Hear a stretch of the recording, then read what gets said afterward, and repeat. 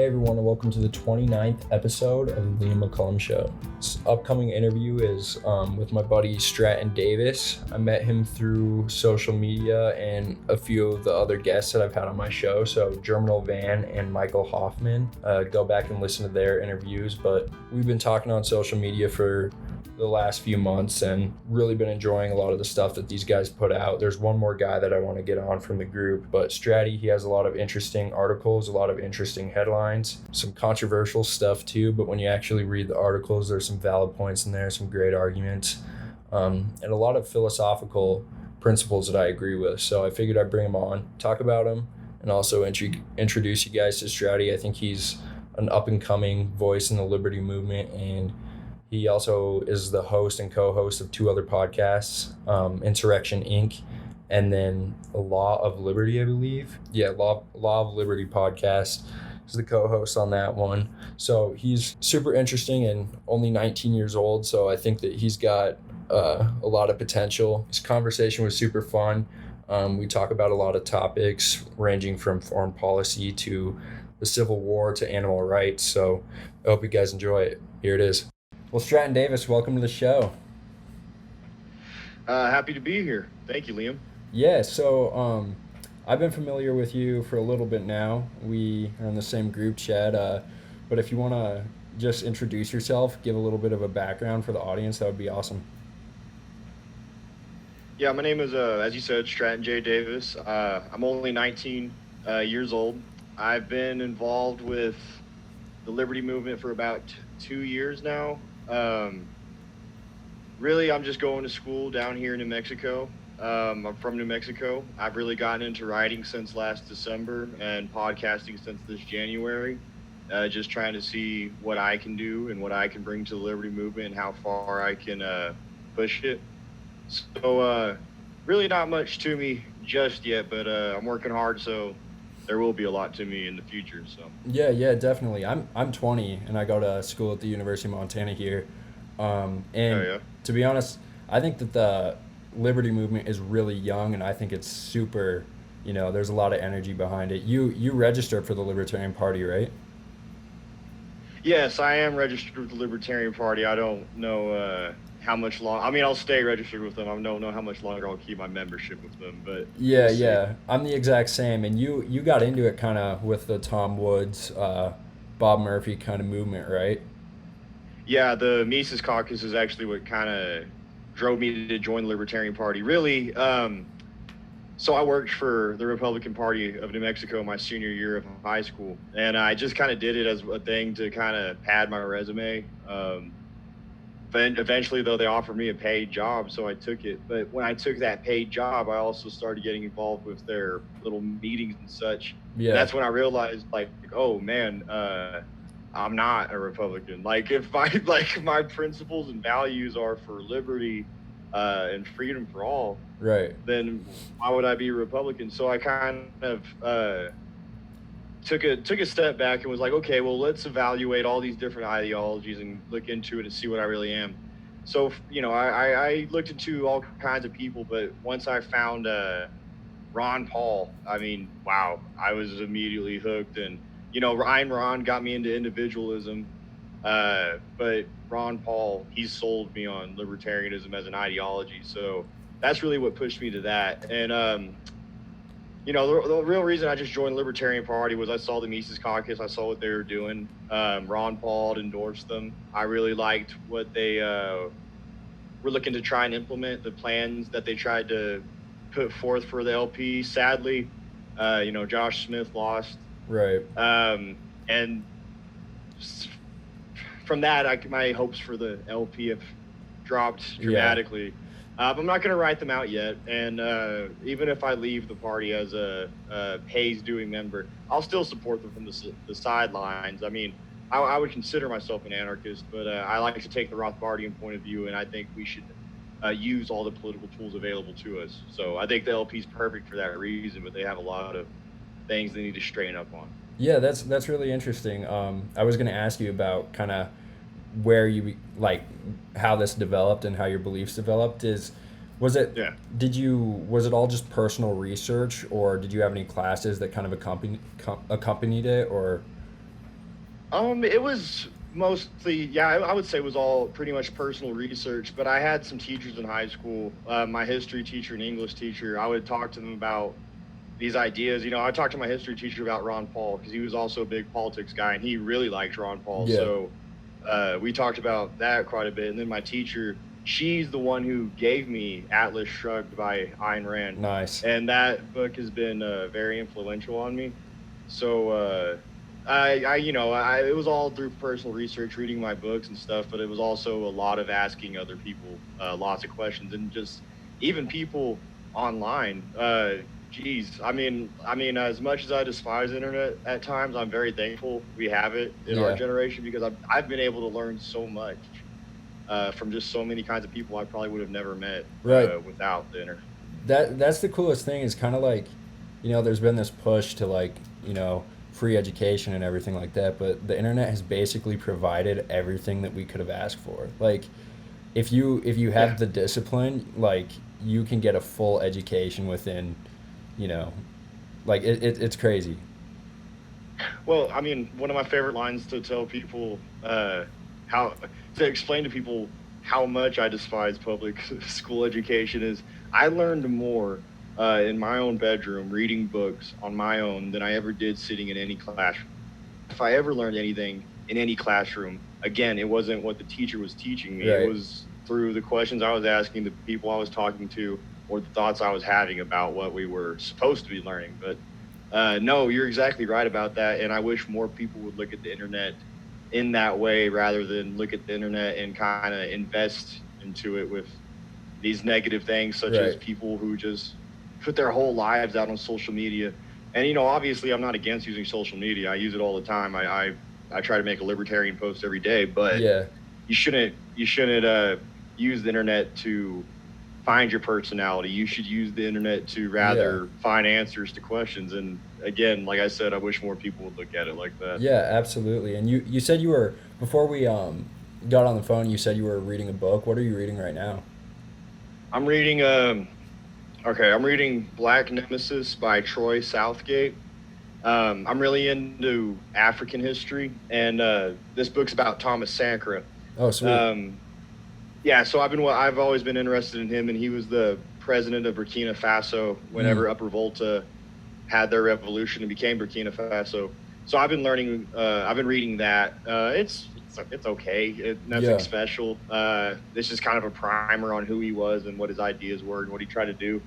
And then I also started this one today. Only got like a chapter in Freedom Under Siege by Ron Paul. Sweet. It's really interesting because this is from his first presidential run in 1988.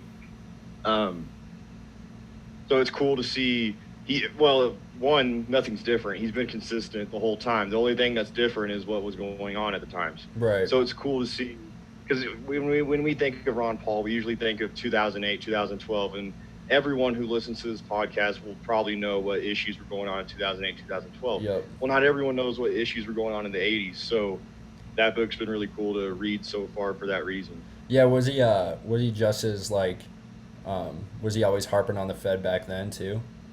Oh yeah, I mean that's the reason he got into politics. The whole reason he ever ran for Congress was Nixon took us off the gold standard, right? And he saw the Federal Reserve was going to start printing a lot more, and what that would do to our dollar, and he was right. I mean, yeah, I started listening to his podcast about a year ago, and man, if he did not just hit it right on the head, like it has been really crazy. Yeah, if you want to talk more about your philosophy, you said you were an anarchist. I think I've only had 2 other people on the show who have actually identified as an anarchist. Do you want to kind of break down like how you came to that conclusion? Okay, so how did I come to the conclusion of anarchy? Okay, well, I'll give you a little story. Yeah. So, like I said, I had read Ayn Rand, fell in love with individualism, and then I read Ron Paul, and I fell in love with libertarianism. So the ironic thing is I bought Anatomy of the State, and I read that, and I became sympathetic to the ideas of anarchism, but at the same time, I was like, this is so stupid, this is dumb. And I never thought I would find myself being an anarchist. So about a week before I graduated from high school, my girlfriend takes me out to lunch, and as we're sitting down, we're talking about Ron Paul and all that, and I just randomly blurt out, "Man, anarcho-capitalism is so dumb. It's so stupid, and I will never follow an ideology that dumb." And my girlfriend, I didn't realize at the time, but she became deflated by what I said, and only to come to find out a week later, for my graduation gift, she got me Against the State by Lou Rockwell. No way. So I read that the next week, just kind of, I was going to read it regardless. I wanted to learn. But I just kind of read it thinking like, oh, I'm going to find out just how stupid this thing is. Yeah. Turns out that book blew my mind, and it changed my whole point of view on everything. Lou Rockwell was able to explain why the state, no matter what good intentions are put into it, will always take a mile when you give them an inch, when you try to compromise your liberty, and that's why you should never compromise your liberty. So I realized anarchism is the only way where people, no matter how diverse, no matter how different they are from one another, as long as they are respected through the non-aggression principle, which is don't hurt people, don't take their stuff. As long as that is respected, and that is the axiom in which society is based upon, which in my ideal point of view, I don't think that could happen anywhere but in anarchist society. Yeah. If that is respected, everyone will be able to live the way they want to do. And if we go even further and we apply full free market capitalism with property rights and everything, then even better. I have my own piece of land where I do whatever I want. You have your own piece of land where you do whatever you want. And whether we like each other or not, we're both happy. Right. And even if you can't afford land, go out and homestead it. That's a lot of people knock capitalism because, oh, you don't have the money to do this, you don't have the money to do that. You don't necessarily need money. You can acquire skills throughout anyhow, just a certain practice. Yeah. And then those skills can translate into money when someone needs those skills. So in my idea, divisional labor too. Divisional labor, like I just said, it perfectly resembles why, not everyone's the same. And the divisional labor gives everyone a chance to kind of have a spot in society where they can function and be rewarded for what their skills may be. So when you take all that and you round it up and you realize you put a bureaucratic order or a one-size-fits-all over that, well, that kind of negates the whole idea of letting these things naturally flow and letting people do as they wish as long as they don't harm one another. Right. Therefore, we shouldn't have that one-size-fits-all government. We should reject it, and we should embrace anarchism. And that doesn't necessarily mean the communities you live with need to be anarchist. It's just that you need to be anarchist in the sense of you respect the individual, you respect the community, and if you don't like it, just go your own way.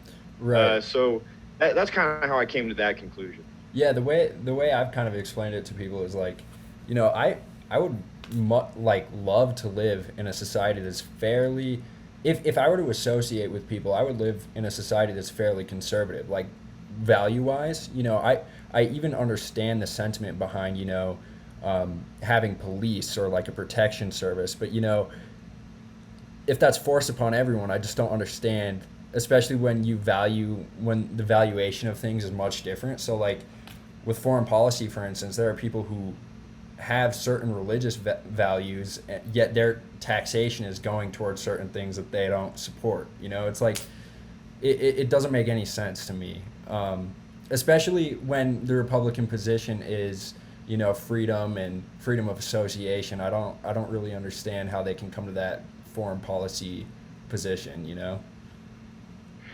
Yeah, and I would, and I agree with you because I also come from I would say a culturally conservative point of view.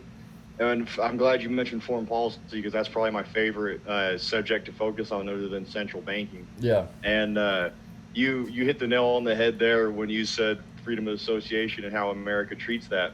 It's so funny how, like, if you look at our history, little groups, little countries like Iraq, they were our friends up until they wanted to disassociate with us and get their own little power. And we didn't like that one bit. We didn't care about the Kuwaitis. We didn't care about what was going on in Kuwait. We cared that Iraq pissed us off, showed that they didn't need America to do what they wanted to do.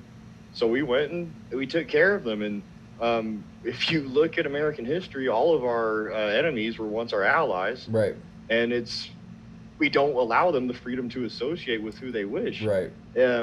or nor do we really allow them to do as they wish. Mm-hmm. Um, I mean, I haven't done the research into it myself, but I would be curious to see. Um, I mean, well, obviously, we know any country that has American investments has American interests tied to Yeah. those investments. So I would be interested to see the if we could pull up any data of anyhow and see the countries that did get investments from America, but then also pursued their own self interest and see how that worked out for Yeah, them. that's And I'm super willing to bet interesting. it didn't work out too well. That's really good. Well, yeah. Before we get into foreign policy, I just want to explain the idea of like voluntarism or freedom of association even more. Like, Yeah. even for these Republicans who are in favor of like strict textualism through the Constitution and stuff like that, um, I just don't understand why they don't embrace the actual text of the Constitution that literally provided a system for this voluntary association to go on. Like, I mean, in no way should New York be following the same exact policies that Montana is, you know? And Yeah. it, I mean, that's literally what was set up in the Constitution. Every single state was supposed to be a laboratory of democracy. Yep. Everyone has rejected it, except, Democrats when they find it convenient to pull the 10th Amendment out on Trump or something like that. But That's pretty ironic. yeah, but now to get into your foreign policy, you wrote about Lebanon. Do you want to talk about what went down and kind of your positions on that? Yeah, so I don't know too much on the full subject. I kind of have I learned about it through learning about the issues that was happening with their central bank, and then uh, in June of this summer, the protesters they barged into the Central Bank of Lebanon after hyperinflation had Yeah. had set in, and they burned it down. So that really caught my interest, and so I started looking into what was been going on in Lebanon, only to find out that anti-government protests of this type have been going on since October. Um, so I looked into it a bit. I wrote an article about the central bank burning down, and I kind of said to Americans, we don't need to go burn down our central bank, but we should look at the spirit of these people and realize the same problems they're facing are the problems we're facing. And if we want to do anything about it, we need to basically handle it the same way they did, except to do it peacefully. And what they did was, after they burnt down the central bank, they embraced alternative currencies, such as cryptocurrencies that the government cannot track, or hard commodities, such as gold and silver. Rather, though, I looked into their barter system that they've kind of adopted now. So on Facebook Marketplace in Lebanon, people are trading like workout equipment for food or car parts for movies, stuff like that, which is interesting. Yeah. So, I kind of stopped looking into Lebanon, but then when the explosion happened, I was immediately like reeled right back in. And, when it happened, you had people that came up with their little conspiracy theories. Yeah. And I would consider myself a conspiracy-minded person, but I didn't think there was anything malicious behind that explosion. And when I did the research, and I found out that it was more due to government negligence when they should have been doing their job and keeping the sodium nitrate, I think is what the element was called, whatever. Mm-hmm. But they should, when they neglected their job and didn't keep that out of the factory, and we saw what happened when the factory exploded. So when I found that out, and then I saw the protests that were happening because of it, I immediately started looking into all this research and found out that Lebanon, in the middle of their economic problems, had tried to seek investments from China.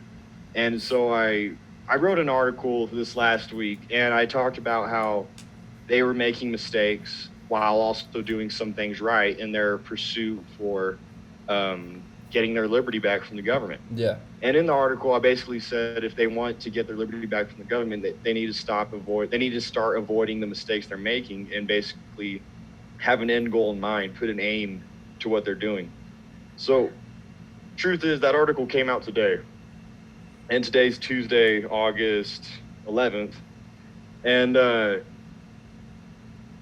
when the article came out, as soon as it came out, I found out that the government of Lebanon had basically surrendered. All the members have resigned, and the people have basically won. So I was a little embarrassed that the article came out, because I typed it up 4 days ago when none of this was clear and they were still seeking parliamentary elections. However, I think the info in the article still stands, and I think the lesson in the article still stands. So, no, read both those articles. They're on the Cotton Report. It Can Happen Here and How It Can is the first one, and then the second one is Lebanon and Lessons in Liberty. Yeah, I'll definitely link to those below too. Yeah. And no, I mean, my interest in foreign policy didn't start with Lebanon, of course, but Lebanon has been my main interest in 2020 for sure. Yeah, awesome. Well, I actually I think I kind of knew about the central bank. I think I actually learned that through you. Do you know if the people of Lebanon actually understand, like, was there a huge movement for sound money, or what was the basis for burning it down? Just anger? Do you think they actually knew, like, the principles behind, why hyperinflation was going on? I think they definitely. So no, I don't think they knew the principles of why hyperinflation was going on, but I think they could recognize that the problem with their money was coming from the people who make it, and that's the central bank itself. So I think they recognized that fact and then took action against the central bank. Now, as for adopting sound money, I didn't do too many research on that to see whether or not, like, people in Lebanon had already known that things such as cryptocurrencies or hard commodities would translate into more value than the Lebanese pound. I would not be surprised if some knew that, and I would bet that most of them just kind of embraced them because they were kind of like, well, screw this, I don't want to use this, so I'll use this, because everyone, there's a lot of people that use this. So I think that may have been their thinking. However, whether or not they knew it, I think naturally they'll come to realize it, and I think many of them have. So the lack of knowledge, therefore, I don't see it as an issue. I would rather say they need to learn as they go, and they need to recognize what they're doing. They need to recognize why it is, and capitalize upon that. Right. Do I think many of them will? No, we're human beings. We're ignorant of what goes on around us most of the time. But I'm a very optimistic person, and I hope at least some recognize that and go on to teach it. So, I mean, that's my thoughts on that. And I don't, I can't say that's completely true because, like I said, I didn't do too much research into that myself. But I'd be curious to see whether they knew that or not. Yeah. That's a super interesting point anyway, that, like, the lack of knowledge doesn't even really matter because, there are market signals, right? Like, even as the dollar goes down here, like, people are moving towards gold, even if they may not understand what's happening. So, like, these people are selling off gold even though, like, today it hit a 7-year low, or, like, drop, and people don't realize that, it's probably going to keep going up anyway. So but what before Lebanon, what were some more foreign policy issues that you were focusing on? So I got into foreign policy growing up. I come from a military family. Not my dad, but my grandfather, and he was in Vietnam, and I always kind of had an interest in military history. However, I never quite understood why we were ever in these wars. Yeah. And every adult I seem to have asked never really had an answer. And I never had a chance to really talk to my grandfather enough, but I always knew he hated the war and he despised the war and he wished he had never fought in Vietnam. When I learned about Ron Paul, and then he was able to basically explain so simply why our problems exist in the Middle East and how we're not helping ourselves by being there, it's like a light bulb went off in my head, and I started looking at every foreign what's the word I'm looking for? Intervention. Foreign little escapade that America got into. And I started to realize that all of them were pure BS. There was no reason for America to ever really be involved in any of these foreign entanglements. And I was still like kind of Cold Warrior at the time, so I would kind of justify some. Like I would say, "Oh, Grenada was fine," but no, it wasn't. None of these invasions were fine, and none of our foreign entanglements have been fine. And so my first foreign policy interest, I guess what you could say, was the Middle East. Yeah. But the first one I really dove into was looking into the Cold War. I started to recognize that, they call it the Cold War because no fighting ever broke out. But if you look at Africa, Africa was practically a proxy World War III during the Cold War. And I started looking at those countries. So like Burkina Faso, we didn't really have much foreign policy with them, but I looked into them. And then Angola, I looked into our foreign policy with them. It's crazy, the Angola Civil War. So basically you had Jonas Savimbi, who was a socialist, but was opposing the MPLA, who were backed by the Soviet Union because he didn't want everyone to be ruled by one socialist totalitarian government. But then eventually he gets backed by the U.S. because he needs some help, and it just turns into the U.S. and the Soviet Union's battle. It's no longer Savimbi's war. Yeah. And that's not just true in Angola. That's true in almost any country America was involved in or Soviet Union was involved in at that time.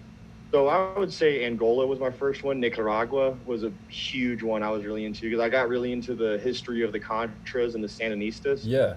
And that was another one where I went into it as a Cold Warrior thinking, yeah, the Contras were good guys because they were backed by America and they were anti-communist, only to find out really there were no good guys. Yeah. The FSLN, the Sandinistas, they were bad people with bad intentions, and the Contras were just as bad with bad intentions.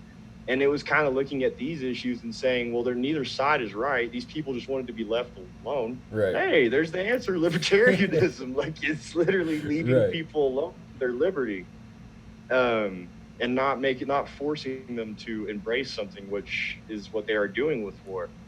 So those Nicaragua and Angola, those were like the first two countries whose histories I really got into that kind of pushed me into loving foreign policy as much as I do now. Yeah. Do you pay attention to anything pre-World War II, or were you interested in World War II and World War One? I was really interested in both of those wars growing up. I can't say I've looked into many American things that were going on that in that sense before pre-World War II. I do look into a lot of things that have been going on with other countries, such as this summer I learned a lot about like Lawrence of Arabia and how he was basically betrayed by the British people, even after he made promises to all the people in Arabia. I'm sorry, I can't think of which country it exactly was right now. I'm a little tired, but yeah, you're okay. He made their promises to them that they would have their own land, which would be Palestine. But then the Balfour Declaration basically robbed them of that promise and gave gave forth the right, quote unquote, for Israel to step in and become their land. And that I've been learning a lot about that. I've been learning a lot about how Europe, they go, the colonization in Africa in the 1800s, and how that's affected them up until this day, and how that didn't really change, and it kind of got worse with a new face when the Cold War came. Right. I've been learning a lot more about that, which I guess you could call pre-World War II. But no, I would say mainly my interest is 1950s onward. Yeah. I'm really into contemporary things. I'm a big history buff, and I think there's a lot of lessons to be learned from history. Yeah. Absolutely. However, I think because I'm trying to go out and get as many people as I can to join the liberty movement, you got to use contemporary examples to kind of put a little spark in their mind, because that they'll better understand that. So I kind of stick to more contemporary issues and things. Contemporary history. Then do you kind of like subscribe to the idea that, if we wouldn't have gotten into World War One, Hitler wouldn't have even existed? Oh, totally. 100%. Yeah. Buy into that idea. Yeah, because I mean, that's the biggest thing, if you say that you are totally against all these wars, they'll they'll bring up World War II, but we we can both agree that World War One basically set the terms for World War II. So Yeah, and I can see why people they would bring up World War II because they don't really have the insight or the foresight to see that there was bigger problems that led to World War II, and one of them was our entrance into World War One. So I can forgive them for that. right, Uh, but I am thankful for people like you who do have the knowledge to yeah, understand. No, we haven't had any reason to be in any of these wars, mm, and that's my biggest issue. Other than getting rid of the Federal Reserve and getting rid of central banking totally, we need to end all these wars. yeah, Because once we end all those wars, we cease to be an empire, and the reason we have all the problems we have now is because we're an empire. right, The Soviet Union fell because it chose to be an empire, yep. and if we don't stop being an empire very soon, we're going to crumble the same way the Middle East did, which is in the Middle East. I mean, I do I think mean, it's not the Middle East. I'm sorry, the Soviet Union. We're going to crumble the same way the Soviet yeah. Union did, which is in. Yeah, absolutely. I think it's pretty ironic. Obviously, that was part of our tactic in during the Cold War, right? Was to kind of bankrupt the Soviet Union, um, and man, I don't know who made this argument. It might have been Ron Paul about Osama bin Laden. Like, part of his intention was to basically bankrupt the United States, and like making us spend all this money in the Middle East. And I mean, are we not doing that right now? So, yeah, I think it's super interesting. But since you are kind of interested in the central bank issue, you also wrote an article on the current crisis right now titled "Have We Not Had Enough?" Do you kind of want to Yes. explain the motivations behind that and what you talk about in that article?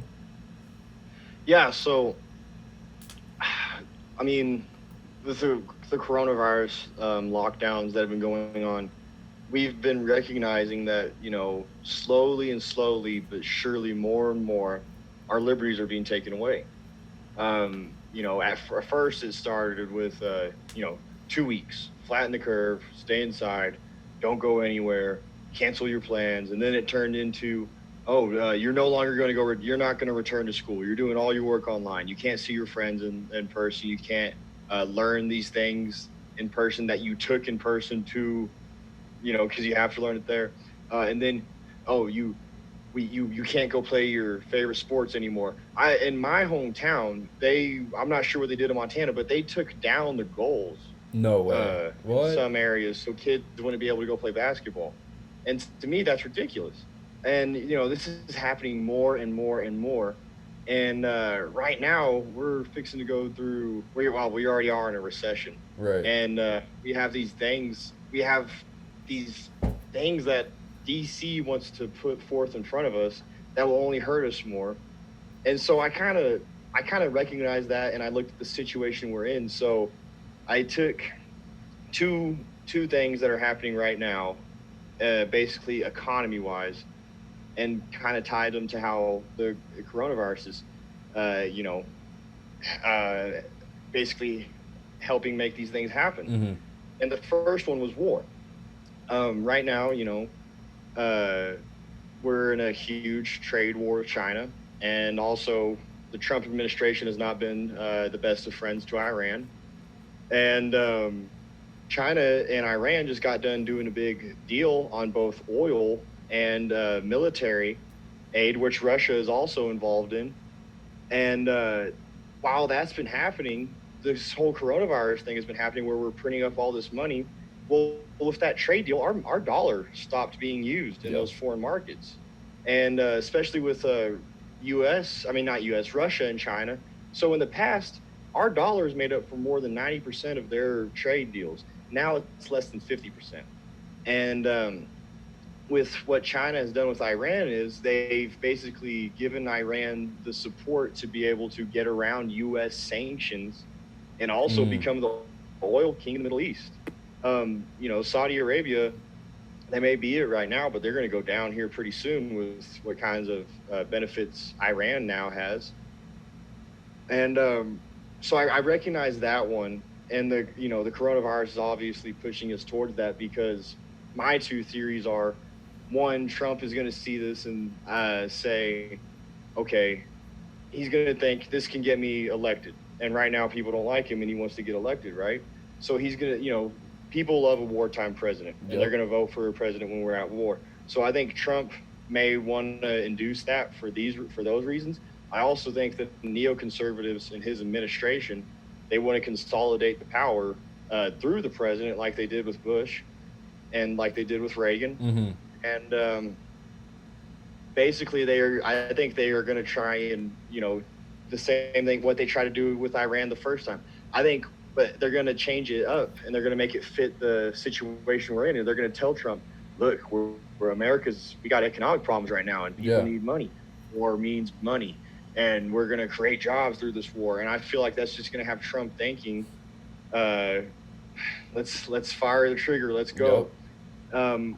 Now, my second scenario, and I think this one is far less likely, and it's a little ignorant because I've had people have good rebuttals to this that I kind of understand, but I'll still put it out there because I think it's worth saying. Right now, we're, I think, $16 trillion in debt to China. And at the rate our dollar is diving right now, and with how it's holding up in foreign markets, our dollar's fixing to be practically useless everywhere, including here. And once that dollar crashes totally, and I mean crash, as in there's no going up from here. Yeah. When it hits that, I do believe that China is going to come knocking on our door wanting to get paid. And they're going to have their buddies, Iran and Russia, on their side. And the countries that we've been going around making mad since our little escapades in the Middle East, they're going to join their sides too. Yeah. These little third world countries with the rebels that hate American troops, they're going to join their side, and they're all going to come to America. Yeah. Or they're going to come to American bases in foreign countries, and they're going to wage war. Right. And that's a real fear of mine. Now, the second thing that is kind of being propped up and pushed more and more because of this coronavirus hysteria is FedCoin. So FedCoin is basically a cryptocurrency that is going to be introduced by the Federal Reserve, and they will set up a special account with people where they can basically send you a set amount of money right to your wallet on demand. Yep. Now, on the surface, without any kind of economic understanding, that sounds great. Like you can just have money just sent to your phone and it's yours. That's awesome. Yeah. But what people don't realize is that when they do that, they are destroying the dollar. Now, the Federal Reserve already destroys the dollar every day when they print money. Mm-hmm. Now, think about how bad this is going to get when they don't even have to print the money anymore. They can just create it digitally. I truly believe that if FedCoin is introduced, not only will that be financial tyranny in the sense that all people's transactions will be kept up with and it will be used against them, and politicians are going to start using this info to, basically keep goods or services from being bought that they disfavor for their political reasons, which is really money reasons. Right.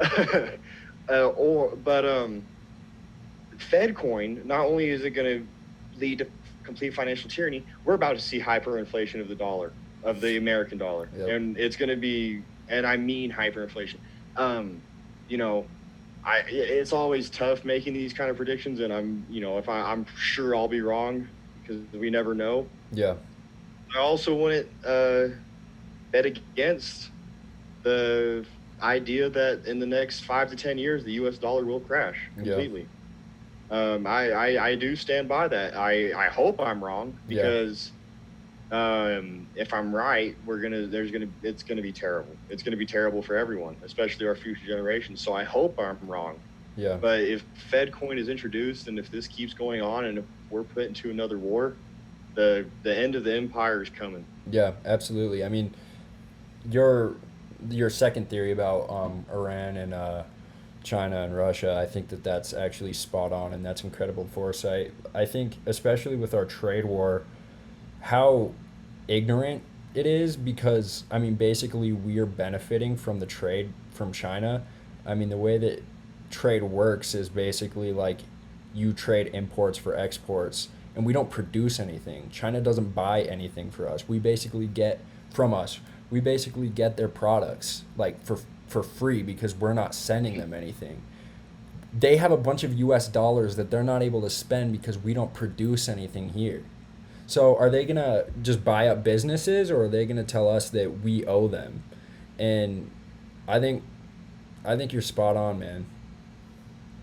I mean, yeah, I mean, I would hope rather them buy businesses than Yeah. tell us they owe them, but American businesses don't mean anything to them, like you just said. Yeah, especially when we're in a pandemic, right? Like, Yeah. So no, I think they'll come over here and tell us we owe them. yeah. So yeah, I mean, I thank you. Thank you for saying I was spot on with that, because you are the first person to say that that's a really credible idea I have. Yeah. That is in these Yeah, absolutely. I mean, it's scary though. But yeah, so I mean, you actually, to move away from that, you have some more interesting articles that I've looked at, and one of them is about the North being wrong in the Civil War. Mhm. Can you talk a little bit about that? I think that that's a very interesting headline, and when I've shared that around, people are like, "What?" But I mean, Yeah. obviously both So sides were wrong, but can you explain? yeah. Oh, well, let me preface it with this. That was not my title. My Oh. title was originally War Crimes Committed by the Union. Yeah. I can see why that title was chosen by my editor. Yeah. Damn you, Cotton. Uh, but anyways, he took that title, The North was wrong, and I do believe the North was wrong. Yeah. I mean, I think the South was right. No, I don't think the South was right. I think the South was right to secede because that was their right. Yeah. But at the end of the day, I'm an anarchist, and I look at both the Confederacy and the United States, the Union at the time, as being two states that both existed separately from one another, while one state, the Union, aggressed upon another, the Confederacy. However, both states were oppressive states, Right. and they harbored oppression. So I can't support either. However, I can say my sympathies lie with the civilians of the South, not the Confederate soldiers. But my sympathies do lie with the South, and that's because when you look at the facts, if anyone's gonna sit here and tell me that slavery was the reason the Civil War was fought, I'm sorry, I can't accept that answer. Slavery is a terrible thing, and no, slavery should have never existed in America. Yeah. And it's definitely a black mark against this country's history. But the fact is, slavery was already on its way out. It was no longer making any sense economically for the people of the South, and with all the tariffs being put on upon them by the North at the time, they basically needed more efficiency, and they weren't getting efficiency from slavery, and they needed efficiency. So a lot of them were going away from slavery. In fact, I believe like less than 5% of people at the time owned slaves in the South. And then when you look into how some of these slaves were treated, yes, some were treated terribly. Some were some slave owners were monstrous. But then you also have slave owners that, like in South Carolina, they were taught to read and write. They could go out and participate in the local economy after they got all their work done. And no, I don't like that they were basically shackled up and being told what to do before they could be let free. But like, it's funny. I think it was Rousseau, and he has a book, and I think it's called Democracy in America or something. But he says about how in the North, they treated black people much worse than they did in the South. Yeah. In the North, white people wouldn't even work next to black people. But in the South, blacks would work next to whites. Now, that's not, like I said, it's not an excuse for slavery, but it's obviously something we're not taught in school. Yeah. And go even further, yes, the South had the right to secession. That was their right. And they were aggressed upon at Fort Sumner. Right. Basically, it was a Gulf of Tonkin situation where we were... that's not we. I'm not a part of the Confederacy, but where the Confederacy was kind of pressured into taking the first shots. We're not exactly sure what went down that day. Yeah. But and then you look at the fact that Lincoln suspended habeas corpus. He locked up journalists. He locked up a congressman. He in the Emancipation Proclamation, slave states in the North were allowed to keep their slaves, Yep. while not a single slave was freed in the South.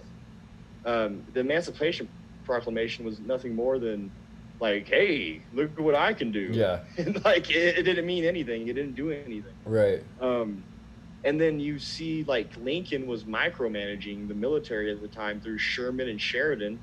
And he was basically telling them, hey, go ahead, burn down these cities, burn down their means of economic prosperity. Go ahead and make, and you know, he even okayed the rape of women in the South, not just white women, but also slave women. And they went through and they tore down these slave quarters, some of the only places that these people had ever known to be any kind of home. Yeah. And you know, I think me and you, I think we can both sit here and agree that slavery is a terrible institution that should be torn down. But you should not lose your sense when you're trying to tear down an institution and go against the victims themselves, which is what the Union did, while also going against just complete innocent civilians in the South that were neither fighting, they didn't own slaves. Instead, they just happened to live in the wrong place at the wrong time. Yeah. I think that the U.S. foreign policy we see today was birthed from what the Union did in the South back then. Dang. And in fact, you know, Hitler's army, Stalin's Red Army, and the U.S. Army or U.S. militaries of today, they have adopted the military strategies of Sherman that Lincoln okayed. And so we think those are monstrous tactics that are used, and they're barbaric, and they should be cussed as such.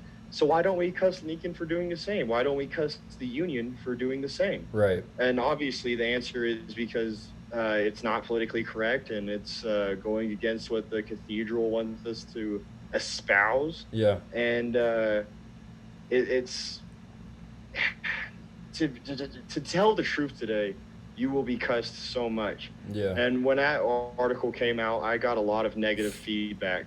And it was all people who didn't even read the article, because if they'd read the article, they would have seen that I acknowledged that, you know, the Confederacy wasn't perfect. I said in that article, they burnt all their records of war crimes. We don't know what the Confederacy did. Yeah. And I said slavery was abhorrent. It was disgusting. It should have never existed. Right. So obviously they never read the article.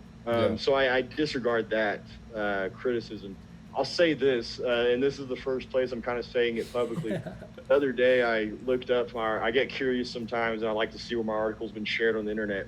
I did find the Neo-Confederate outlet, which is using that article as one of their resources for learning about why the South was right in all regards. I do disavow that. I don't want to affiliate myself with Neo-Confederate groups.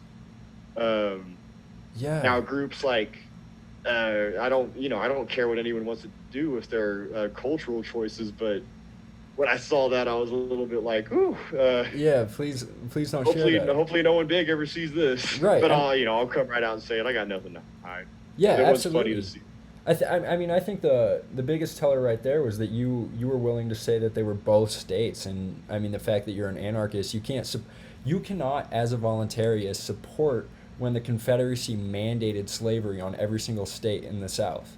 You would be against that because you're a voluntarist.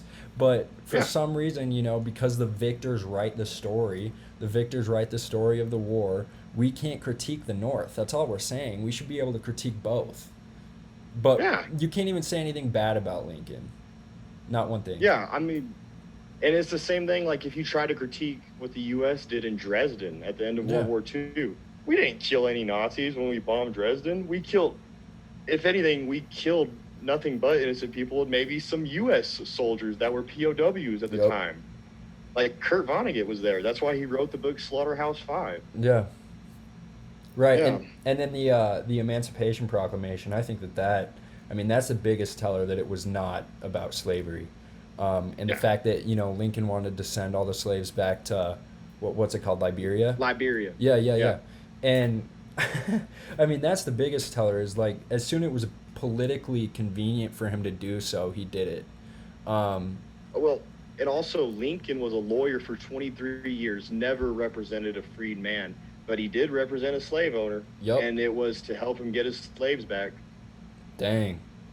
Yeah. Yeah, and I mean, like, I think, man, the Civil War is such an interesting topic because basically we nationalized slavery, right, through the Fugitive Slave Act. And then people who are in favor of states' rights say, well, hey, Wisconsin basically served as this free state for people to, they nullified the law and they allowed slaves to flee to Wisconsin. So there's plenty of examples where, states' rights have actually served in the opposite of what they would like people to believe, like it actually does much better, rather than serving as a top-down solution as the South did by mandating slavery across the entire South. You can have free states that allow people to free to. It's kind of like the sanctuary cities today. My university, my college town in Missoula, they're a sanctuary city. I mean, that's a form of, like just being your own. I mean, that's voluntarism in action, whether or not you agree with the policy. So, but yeah, I mean, that topic really gets me fired up. Same here. I could talk about that stuff all day. Yeah, and what I find interesting, are you familiar with Lysander Spooner? Yes. Yeah, so Big I mean, fan. there were plenty of Northerners who were in favor of secession because Southern states held slaves, right? Like, I believe Yeah. William Lloyd Garrison, I think that's another. They I totally, recognize the name. yeah, they totally were pushing for secession because they didn't want to be associated with states in the same union that held slavery. But no one talks about that.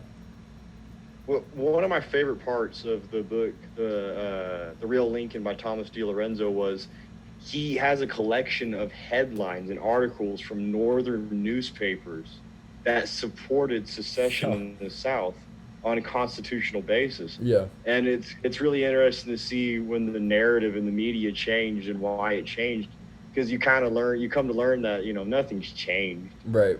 Technology has only advanced. The words have changed, the faces have changed, but it's all the same. Yeah, absolutely. And so I know we're kind of going over the time that I usually do, but you have one more article that I want to talk about. I actually didn't get to read this one, but it's titled "Animals and the Non-Aggression Principle." Oh yeah. Okay. Yeah. I'm super curious. I didn't get to read it, but I'm wondering where you stand on that. So basically, in that article, I state that animals they can't have rights. I don't believe animals can have rights because if how are we supposed to delegate them rights? Like, Yeah. what rights does a dog have that a cat doesn't have? What rights does a lion have that a bear doesn't have? Yeah. So I kind of went with I went off that idea, and then I started applying it to different things, and I basically came up with the idea of animals. They don't have rights. They can only have rights as pieces of property. So if you care about an animal, own them. Yeah. But also there's another, it's a double-sided sword, because if people own animals, then they can use those animals for whatever reasons they wish. Yeah. And I did make a justification in the article for things such as blood sport between animals. And I think that's a terrible thing. But here's the thing.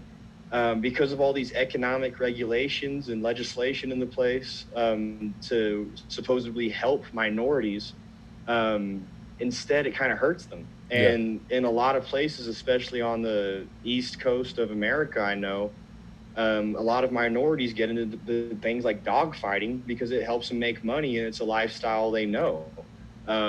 That's sad, but that wouldn't happen if we didn't have all this legislation in place. But I'd rather those people make their money through fighting animals than fighting other humans. Yeah. And I wrote this article after reading Defending the Undefendable, which is probably my favorite Austrian economics book by Walter Block. So I kind of wanted to, add my own little thing to it. So I made that article. man, when that article came out, all the kind of crap I saw for that one. Really? And it was people who never actually read the article, and they maybe read it and just saw that line where I justified blood sport and Yeah. attacked me for that. One of my favorite things was I remember someone on Facebook had sent screenshots to me, and someone went through my Facebook profile, found all pictures I took with like my pets around my house. Oh no. And posted them and said like, this, I feel so bad for all these animals because this terrible person who wrote this disgusting thing. And people were just trying to say I justified animal abuse. No, I didn't. I took a logical perspective on something and gave it a logical conclusion that I think is very reasonable.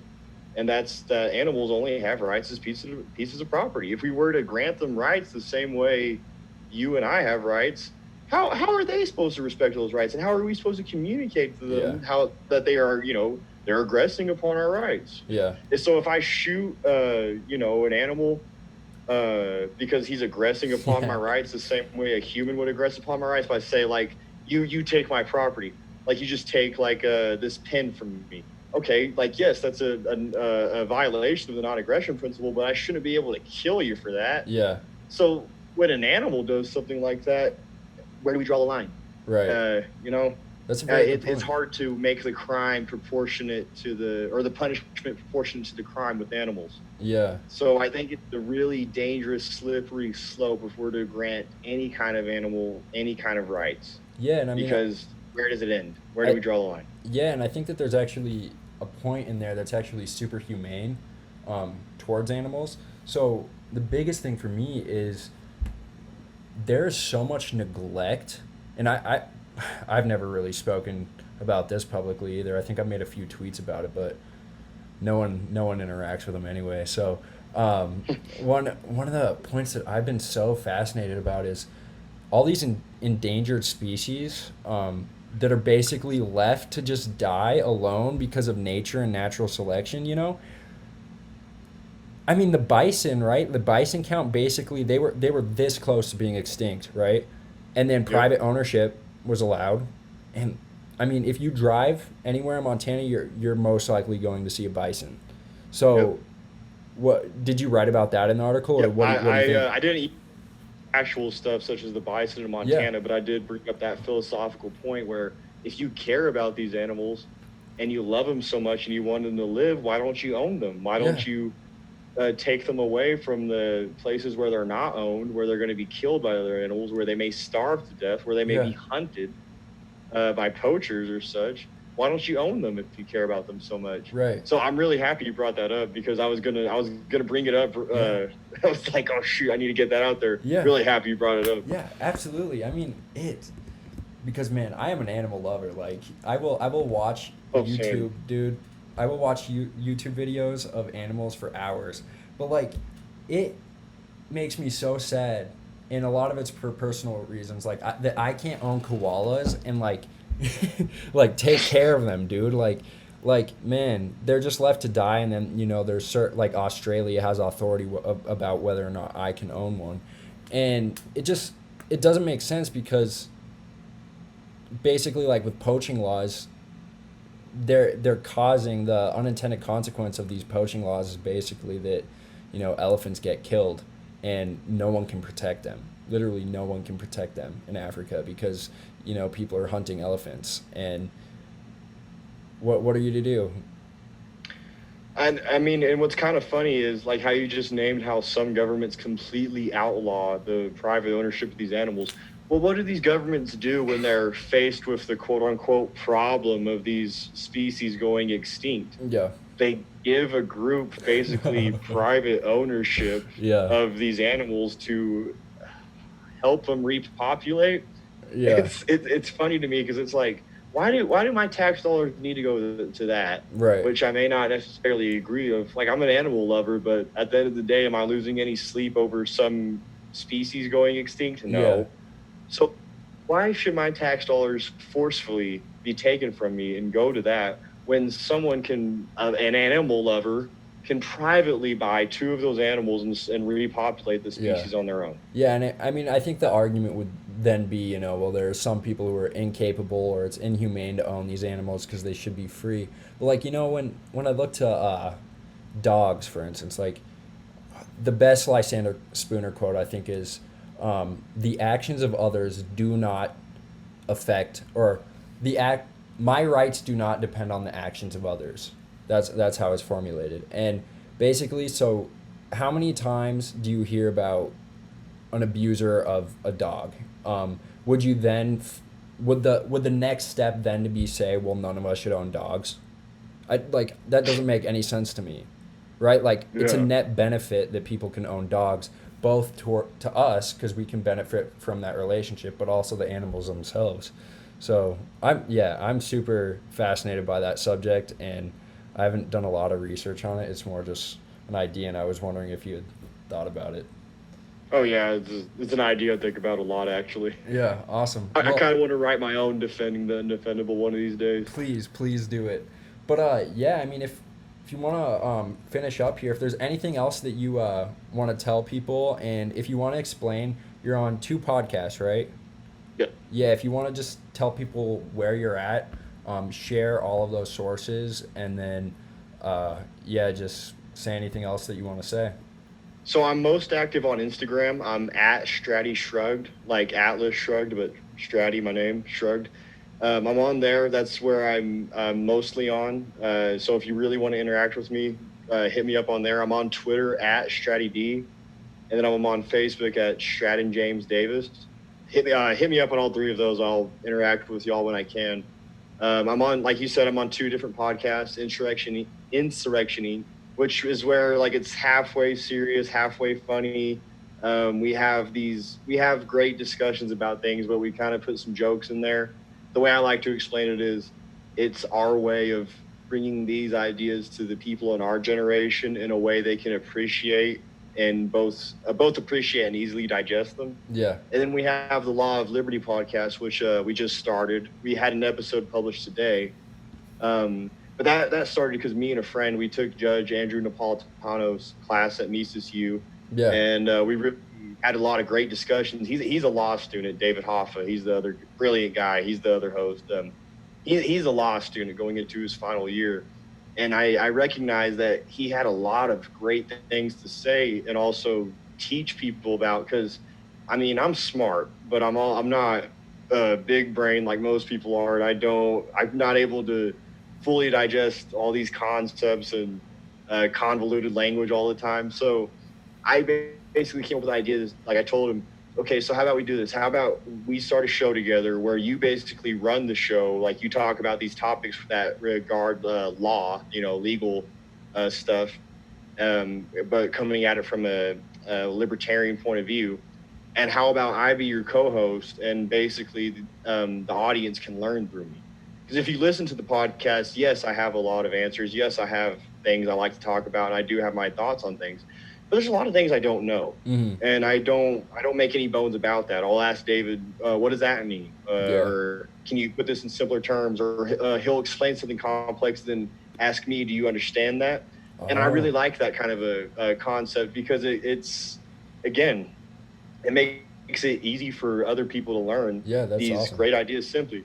Like we had an episode on argumentation ethics. I didn't know anything about argumentation ethics. That's simply because Hans Hermann Hoppe is hard for me to read. Yeah. When in reality, argumentation ethics is the most basic thing to understand, and I really kind of already agreed with it all along. I just didn't know it because I didn't understand the concept. But that was a great episode because I learned so much. Yeah. And it was just fun to sit down and record. So I please go listen to both of those podcasts, you guys. I've gotten a lot of great support and encouragement from doing those 2 podcasts, and thank you, everyone. But most of all, please go check out the Cotton Report, not just my writing. Like, please check out my articles, and please, I really appreciate that. I love it when people read my stuff. But check out everyone else's stuff. Porter, Burkett's, Jay, May Fangani, Cotton himself. He's got some great articles. David's going to put some stuff out there. Please check it out. Cotton Report, it's great, and I think it's going to be the next big thing when it comes to libertarian news. Yeah, absolutely. So, yeah. And you guys have kind of like served as this hub for other libertarian news, right? Like you'll repost Yep. some stuff from like anti-war. Yeah, it's like a news aggregate basically. Yeah. It's like a libertarian slash anarchist Drudge Report. Yeah, that's awesome. Well, yeah, I really Yeah. appreciate it, Stratty. It was awesome talking to you. Thanks, man. I'm glad to be on. Yeah, and I'll send you it when it gets up. Sweet. Awesome. See you, man. Cool. See you, brother.